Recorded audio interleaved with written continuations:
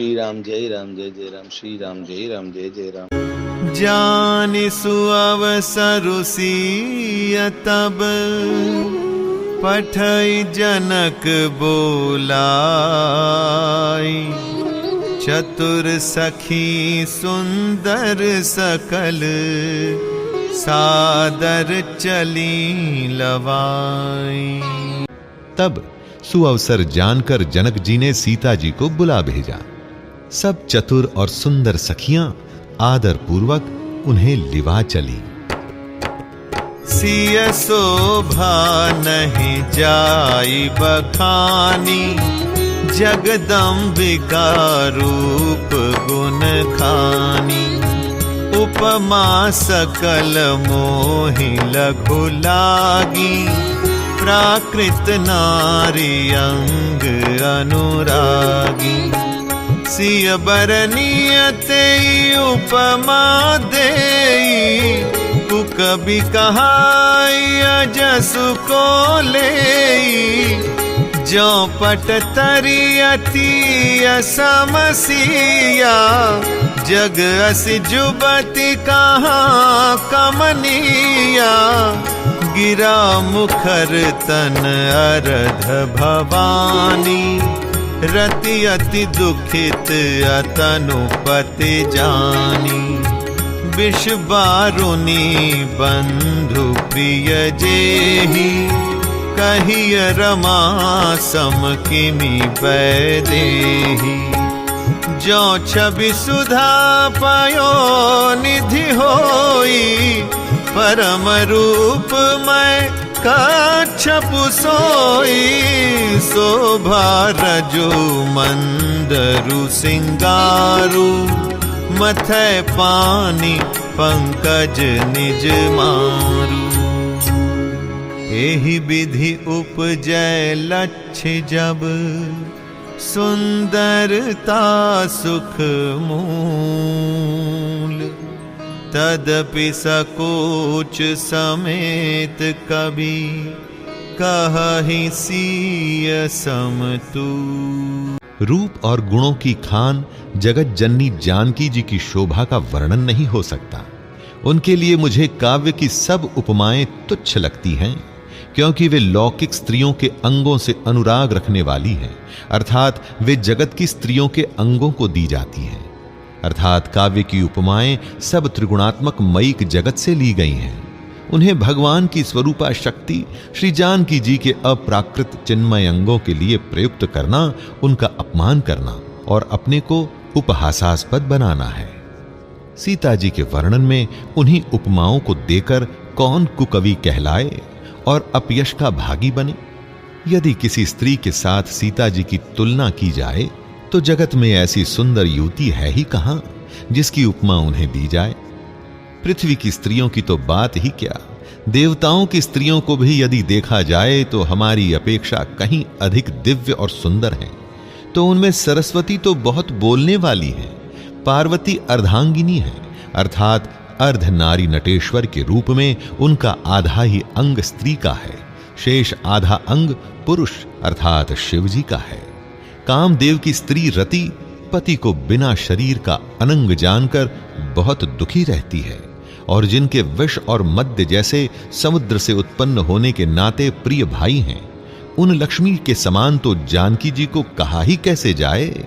जिन लक्ष्मी जी की बात ऊपर कही गई है वे निकली थी खारे समुद्र से, जिसको मथने के लिए भगवान ने अति कर्कश पीठ वाले कच्छप का रूप धारण किया। रस्सी बनाई गई, महान विषधर वासुकी नाग की मथानी का कार्य किया।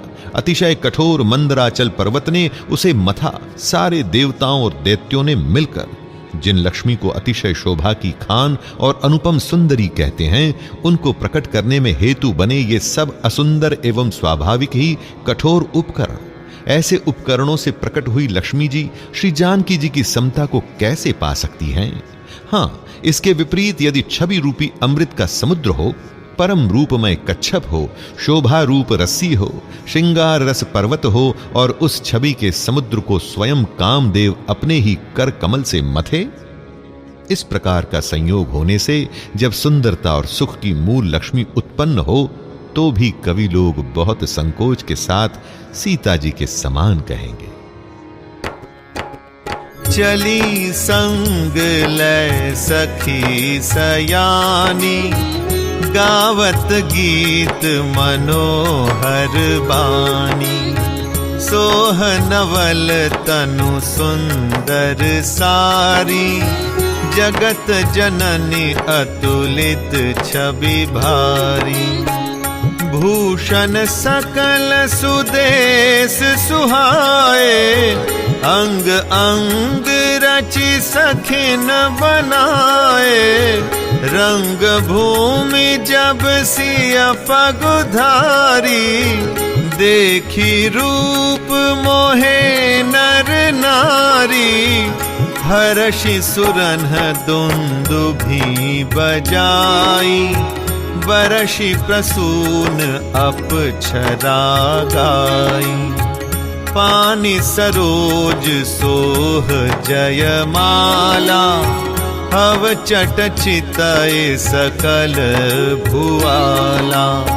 सिय चकित चित राम ही चाहा, भय मोह बस सब नर नाहा। मुनि समीप देखे दो भाई, लगे ललकी लोचन निधि पाई। गुरजन लाज समाज बड़, देखी सिय सकुचानी। लागी बिलोकन सखिन तन, रघुबीर ही उर आन। सयानी सखियां सीता जी को साथ लेकर मनोहर वाणी से गीत गाती हुई चली। सीता जी के नवल शरीर पर सुंदर साड़ी सुशोभित है। जगत जननी की महान छवि अतुलनीय है। सब आभूषण अपनी अपनी जगह पर शोभित हैं, जिन्हें सखियों ने अंग अंग में भली भांति सजाकर पहनाया है। जब सीता जी ने रंग भूमि में पैर रखा, तब उनका दिव्य रूप देखकर स्त्री पुरुष सभी मोहित हो गए। देवताओं ने हर्षित होकर नगाड़े बजाए और पुष्प बरसाकर अप्सराएं गाने लगी। सीता जी के कर कमलों में जयमाला सुशोभित है। सब राजा चकित होकर अचानक उनकी ओर देखने लगे। सीता जी चकित चित्त से श्री राम जी को देखने लगी। तब सब राजा लोग मोह के वश हो गए। सीता जी ने मुनि के पास बैठे हुए दोनों भाइयों को देखा तो उनके नेत्र अपना खजाना पाकर ललचाकर वहीं अर्थात श्री राम जी में जा लगे। परंतु गुरुजनों की लाज से तथा बहुत बड़े बड़े समाज को देखकर सीता जी सकुचा गई। वे श्री रामचंद्र जी को हृदय में लाकर सखियों की ओर देखने लगी। राम रूप अरुसिय छवि देखें, नर नारिन परिहरि निमेषें। सोचहि सकल कहत सकुचाहि, विधि सन विनय करहि मन माहि। हरु विधि बेगी जनक जड़ताई, मति हमारी असी देहि सुहाई। बिनु विचार पनु तज नर नाहु, सिय राम कर कर विबाहु। जगु भल कहि भाव सब काहू, हठ कीन्हे अंतहु उरदाहु। एहि लाल सामगन सब लोगु, बरु सांवरो जानकी जोगु। श्री रामचंद्र जी का रूप और सीता जी की छवि देखकर स्त्री पुरुषों ने पलक मारना छोड़ दिया। सब एकटक उन्हीं को देखने लगे। सभी अपने मन में सोचते हैं पर कहते सकुचाते हैं। मन ही मन वे विधाता से विनय करते हैं। हे विधाता, जनक की मूढ़ता को शीघ्र हर लीजिए और हमारी ही ऐसी सुंदर बुद्धि उन्हें दीजिए जिससे बिना ही विचार किए राजा अपना प्रण छोड़कर सीता जी का विवाह राम जी से कर दें। संसार उन्हें भला कहेगा, क्योंकि ये बात सब किसी को अच्छी लगती है।